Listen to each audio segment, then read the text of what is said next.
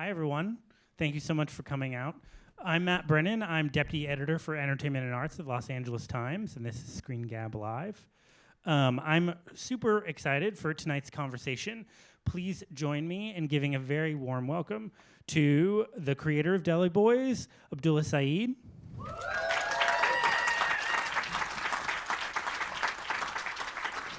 Showrunner Michelle Nader.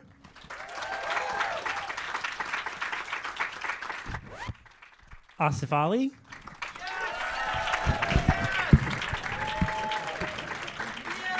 Sagar Sheikh.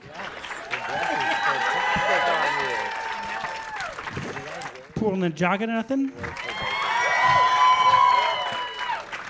Alfie Fuller. And Brian George. Yes!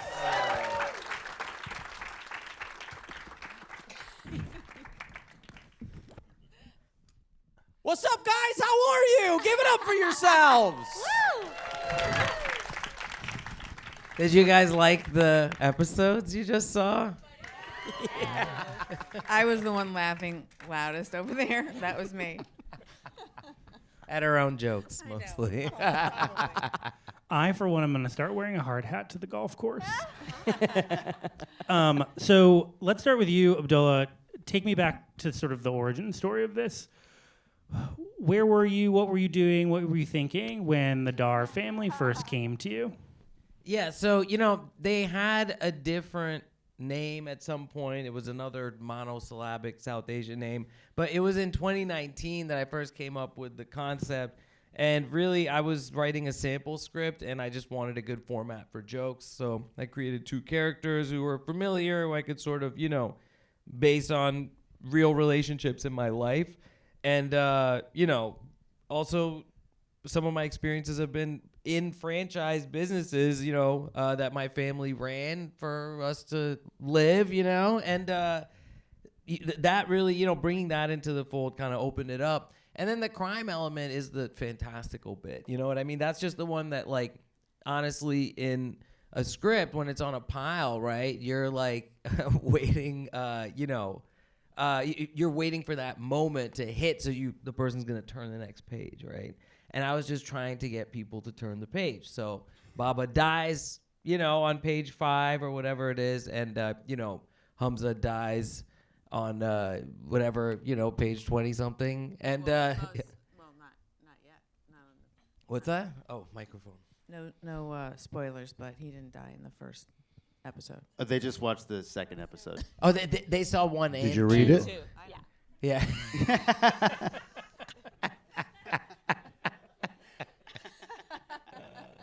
But yeah, that's basically That part's it. off the record, folks. Let's start over. No, but he doesn't technically. Is my microphone on? Yes. He doesn't technically die in the first episode. Second. Yeah. He actually dies in the second. We just saw him really die. Mir kills him. Wait, is this the writer's room? Holy shit. We're pitching on this now. We're rethinking it. Bring out the whiteboard. One of our writers, Kyle, is sitting there, and he made a face. Give it up for Kyle. Yeah, he made a face and made me lose my train of thought. So, direct your ire at him. You were saying? Well, I was going to ask you on the crime element, sort of, what were your inspirations and what, I don't know, mob movies or crime family movies do you love, or TV shows that were kind of in your mind when you were thinking about how to add this element into the core characters that you already thought of? I think the show that opened it up for me in a lot of ways was Barry, right? Because it's a half-hour comedy, in 21st century terms, it's a comedy, right? And it does have actual jokes. It's kind of silly, and the way they cover the violence is comedic.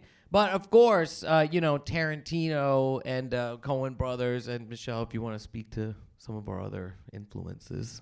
Well, I think that for me it was The Godfather, and what Abdullah has not said is that his father-in-law is Al Ruddy, who produced The Godfather. So I think that probably was in your head as well. Yeah, it's basically just a ripoff of The Godfather if you take a step back and sort of examine it, and you're like, oh, there's a Michael, there's a Fredo. So the lawsuit is coming any day now. But this has been fun, you know. This has That been is a cool. Paramount Inside property. the family. Michelle, I was looking at your credits when I was doing research. You have worked on a very impressive list of I comedies. am 400 years old. I know. Dharma and Greg, Spin City, King of Queens, Two Broke Girls. I could go on. As someone with that level of depth to your CV in comedy, what sparked to you about Deli Boys and about Abdullah when you first came on board? I've said this before, and I say it to him all the time. He's when I read the script, I was like, this guy's a genius, and he's writing like in a novelistic way that I felt was very rare. I mean, I have worked in TV a long time, and these kinds of scripts with these kinds of singular voices don't come that often. Like, I think people talked about it in terms of like when Sopranos came out, that was something so singular. And when I read this and it was set in Philly, I thought, I gotta get on this show. So, and I haven't felt like that in 50 to 70 years. Yeah, so Michelle is born and bred Philly. She's from South Philly. She's like the only person who's from South Philly but went to UPenn also, right? and is just like the most Philly person ever, and happens to be the funniest person ever too. And it just like clicked. You know, we had a different showrunner on the pilot who left, and you know we had to fill that spot. Yeah, we killed him. And we'll do it again. But yeah, no, and then, you know, everything kind of fell into place, I feel like, because, you know, I lived in Philly from age 18 to 26, so formative years for me, but that, like, you know, deep Philly knowledge that is just inherent to Michelle, I didn't have that. So, you know, as soon as she came on, it just became, like, the most Philly show. Like, we should run for city council when this is all Also, over. she's a star. You're in the commercial, right? She's in a Geno Steaks commercial. A Geno Steaks commercial. Yeah. Give it up. In front and behind the camera. Excellence. Sagar's face when you're telling this story, like, oh, she's gonna kill him. Because the ad was ran in 1937, right? Yeah, it was before radio. For the rest of you, you know, when you're reading the scripts, the pilot, was there a particular joke? I mean, I feel like if you're going to make a comedy, you have to believe that the show is funny, too. Was there a particular joke for any of you where you're like, oh, yes, I am sold? Honestly, when I first read the pilot, it was the first time I'd ever read a pilot like that, right? You know, as an actor, during pilot season especially, you are lucky enough to read, if you look like us, you're lucky enough to read 5 pilots. He means hot, by the way. And there was so much about this pilot that I loved, because I've never read a pilot and seen myself as both of the lead characters. Usually I'm lucky if I see myself as one of the co-stars or guest stars, just, you know, a one-liner here and there. But this one was so special that I didn't even care if it was funny. I was like, I love the heart of this show, and I needed to be a part of it at some capacity. Yeah. Sagar, you sort of, you know, alluded to it.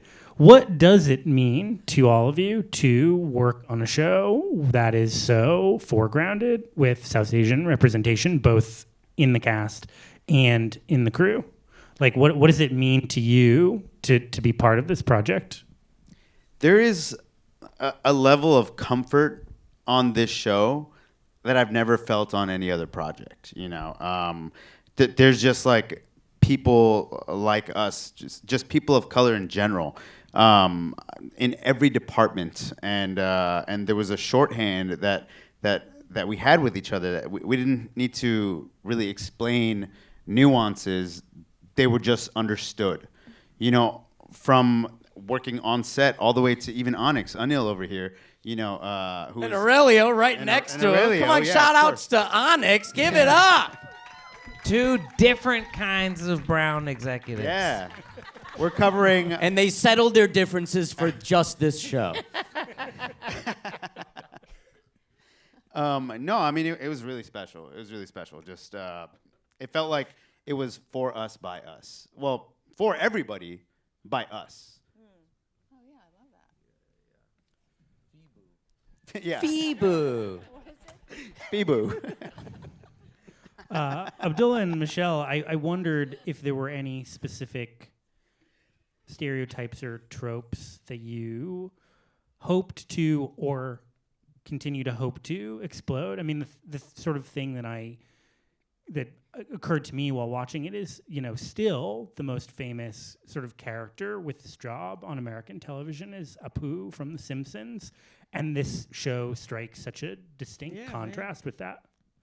Yeah, so, look, everyone has a different, we're all different. I think that's the important thing to remember is that, all Pakistani Americans, Muslim Americans, we're all different, right? I know some people got teased with Apu or whatever, and that's why they have this association with that character.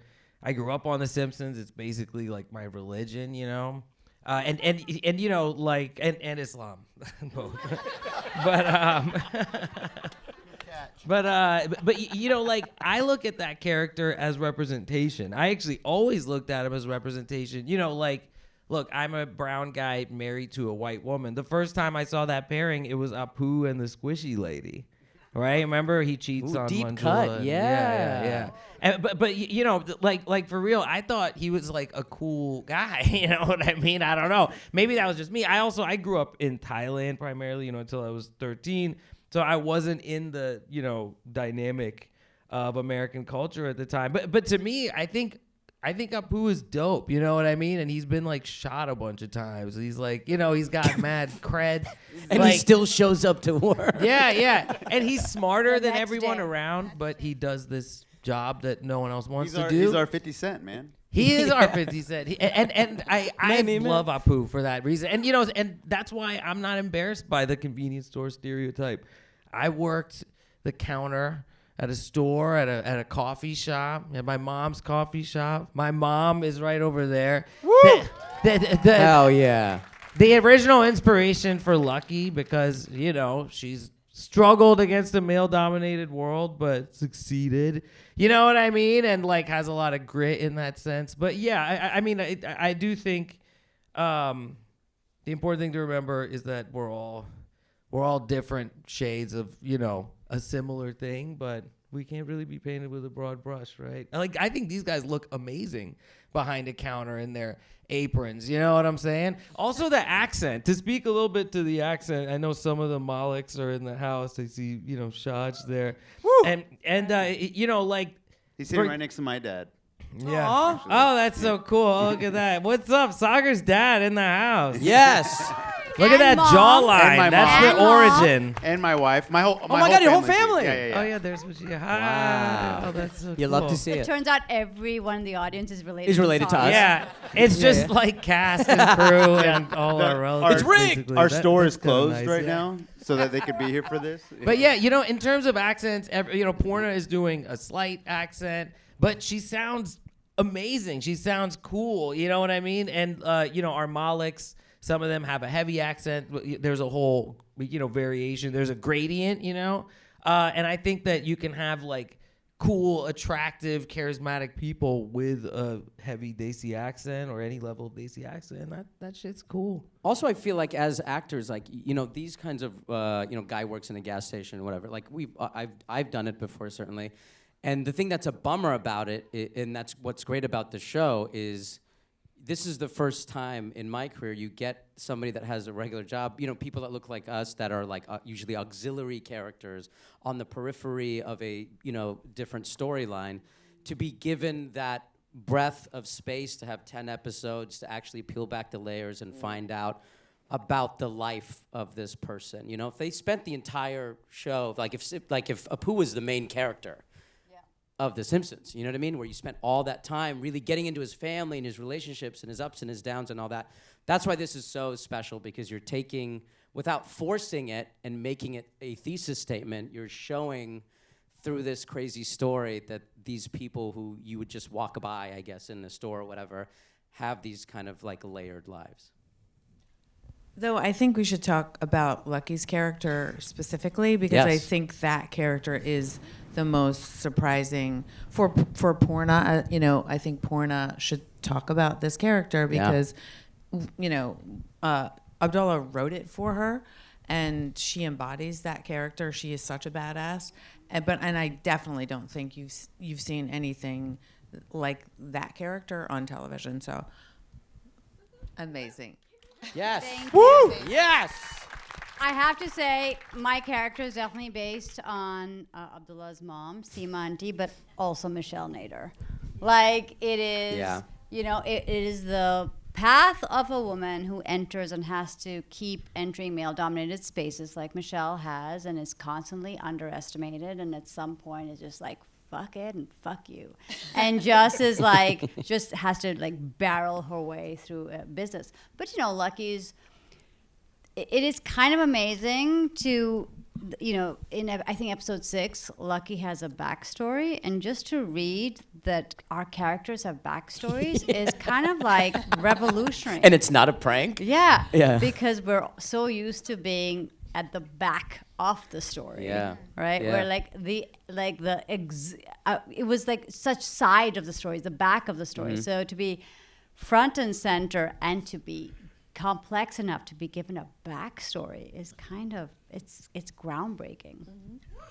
Yeah.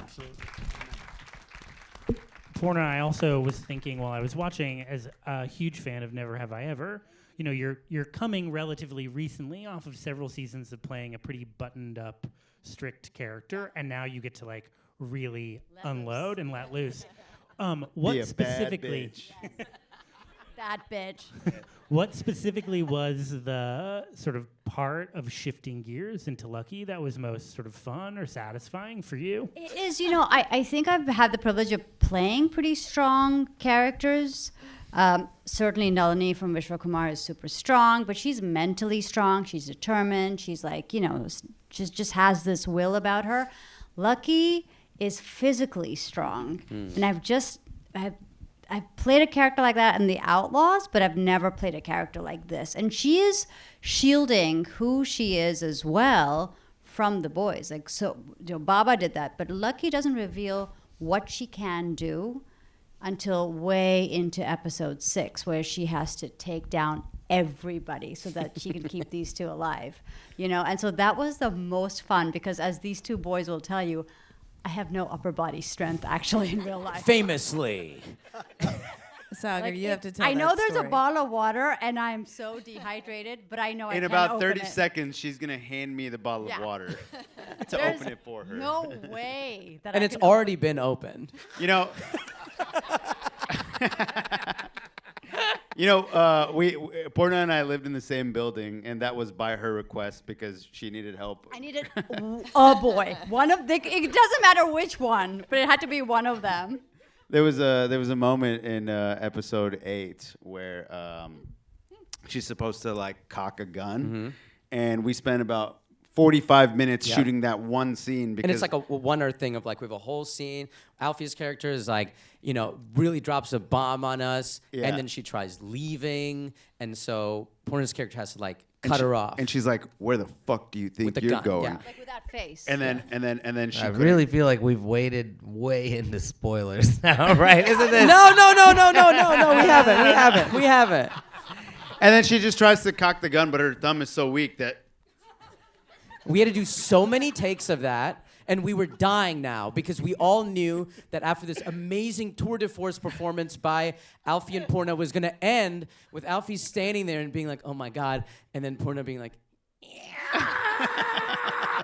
And the stunts would come in and props. They would be like, "I don't understand." They would just be like, it's this. Why is this so? What?" They're like looking at the director, being like, am I doing? I don't understand. We eventually got it, but it was the longest day. Such a long day. It was the best day, though. But that's the most fun part of Lucky. It's the physical aspect of it. And I really leaned into it. Like, my inspiration was the Housewives of Orange County because they're just so physical. Like, everything's physical, like, and I love that. And so, Your look in episode 2 is actually very Housewives. The Oh, leopard I'm print and so the big Housewives. sunglasses. Yeah. The mob wife aesthetic. Yes. Mhm. Yes, more New Jersey than OC, but yeah. Since we're talking about Lucky, I want to talk about Ahmad Uncle, Brian. We only get a little bit of a glimpse of the rivalry, especially in episode 2, where it really starts to blow up as they're sort of vying for control. What is your understanding of the rivalry? Because what's interesting to me is, being gay, Uncle would also maybe have suffered some of the marginalization that Lucky does for being a woman in a space like a crime family. Well observed, by the way. So, Abdullah came to me and said, was it third episode? Yeah, I think it was the second. Second. Was he not written gay in the beginning? No. Oh, wow. So he comes to me and he says, yeah, I think Ahmed's gay. And I'm going, my immediate reaction was, what are we doing? Are we going to, easy jokes or something? And he says, no. He wants in a marginalized community, Ahmed to feel even more marginalized because of his sexuality. And that was like, to me, just a brilliant idea. So within this community where he feels at home, he's marginalized because of his sexuality. So, it was a little difficult to take in. How do I play this now? Does it affect what I've done before?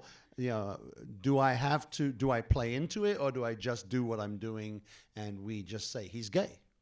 And so that marginalization, you're absolutely dead on. That's what it was about.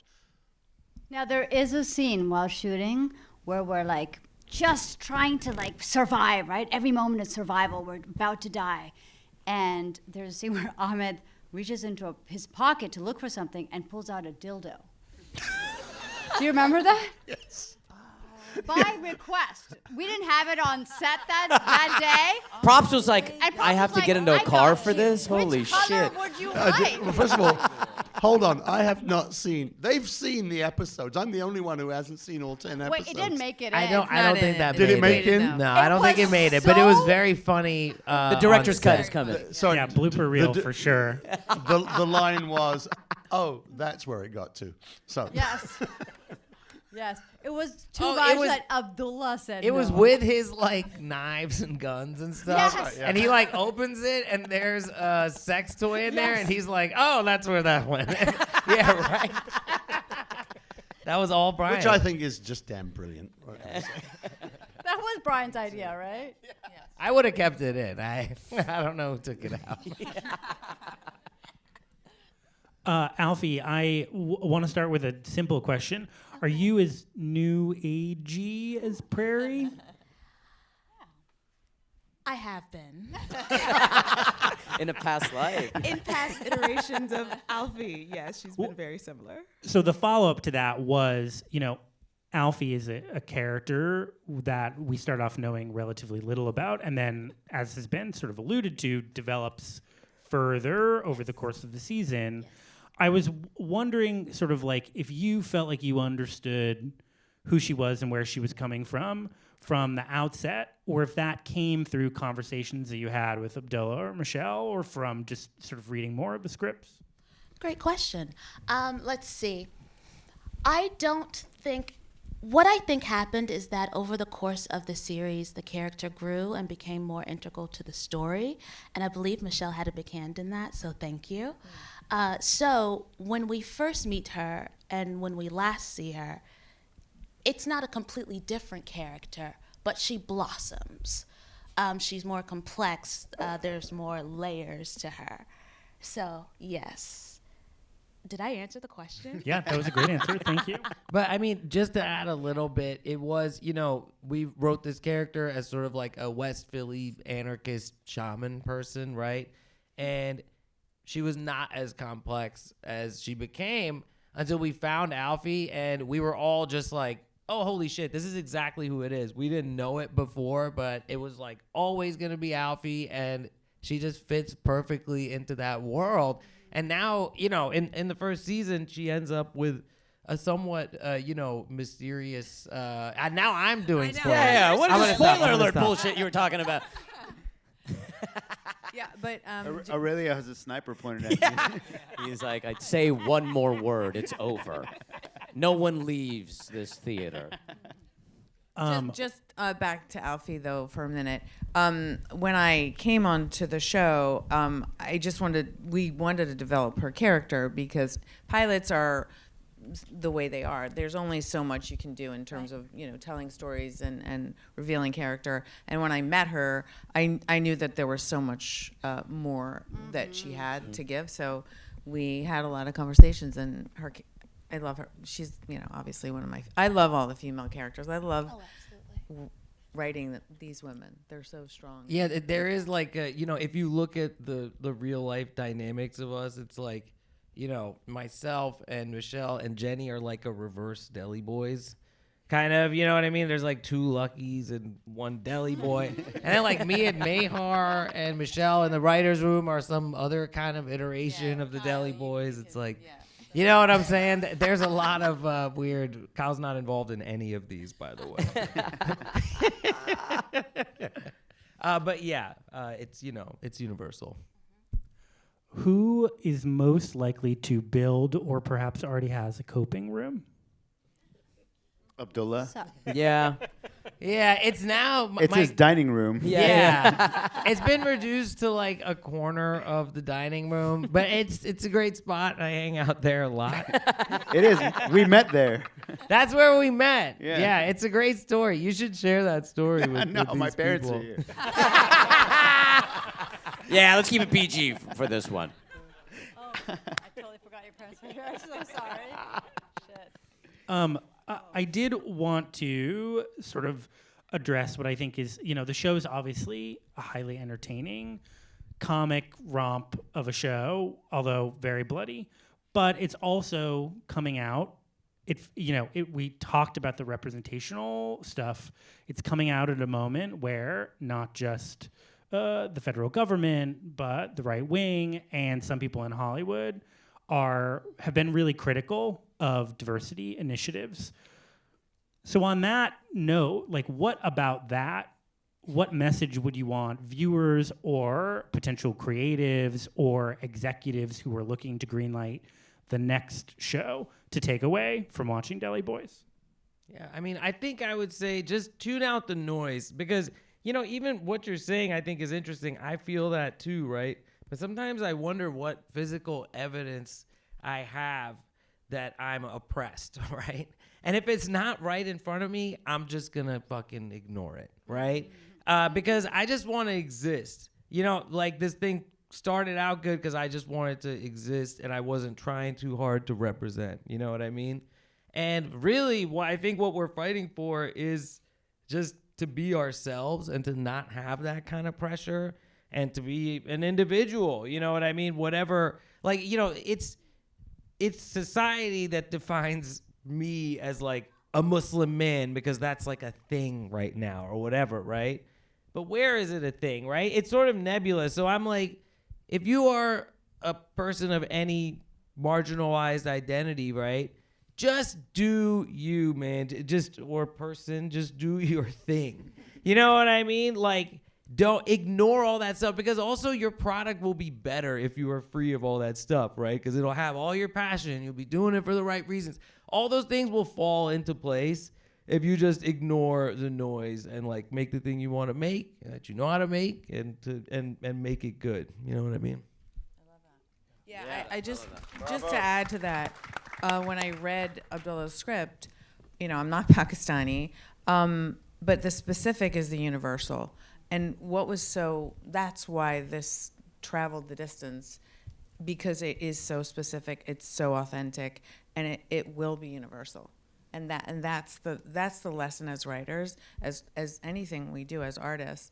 As long as you stay true to yourself, it will reach everyone. Yeah, thank you. We're already basically out of time, which is kind of a bummer. This flew by. No. I know. So before I let you go, No Guts, No Glory. What's going to win Best Picture on Sunday?